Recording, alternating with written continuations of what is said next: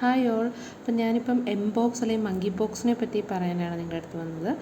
നിങ്ങളെല്ലാവരും ഇപ്പോൾ ന്യൂസിലൊക്കെ എംപോക്സ് അല്ലെങ്കിൽ മങ്കി പോക്സ് എന്ന് കേട്ടിട്ടുണ്ടാവും.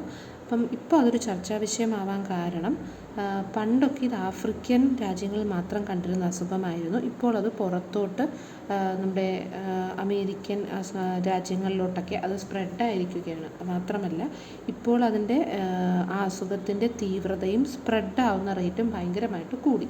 അതുകൊണ്ടാണ് ഈ ഒരു അവസരത്തിൽ ഈ അസുഖം ഇപ്പോൾ ഒരു ചർച്ചാ വിഷയമായിരിക്കുന്നത്. അപ്പോൾ ഇതിൻ്റെ ലക്ഷണങ്ങൾ എന്തൊക്കെയാണെന്ന് വെച്ചാൽ പനി, തലവേദന, ശരീരം വേദന.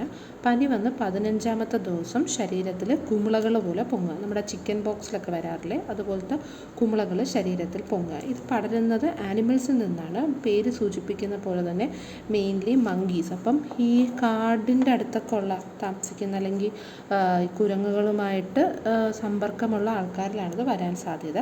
ഒരു മനുഷ്യനിൽ നിന്നും മറ്റൊരു മനുഷ്യനിലേക്ക് പകരുന്നത് ശ്വാസം വഴിയാണ്, സംസാരിക്കുന്നതും ഡ്രോപ്ലെറ്റ്സ് വഴിയാണ്. അങ്ങനെയാണ് അത് വേറൊരു മനുഷ്യനിലേക്ക് പടരുന്നത്.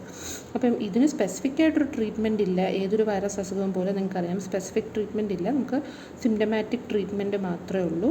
അപ്പോൾ എല്ലാവരും സേഫായിട്ടിരിക്കുക. വൈൽഡ് ആനിമൽസിൻ്റെ അടുത്തൊക്കെ പോകുമ്പോൾ കുറച്ച് ശ്രദ്ധിക്കുക. മാത്രമല്ല മാംസാഹാരങ്ങളൊക്കെ പാകം ചെയ്യുമ്പോൾ നല്ലപോലെ വേവിച്ച് കഴിക്കുക. Okay, so stay safe and stay healthy.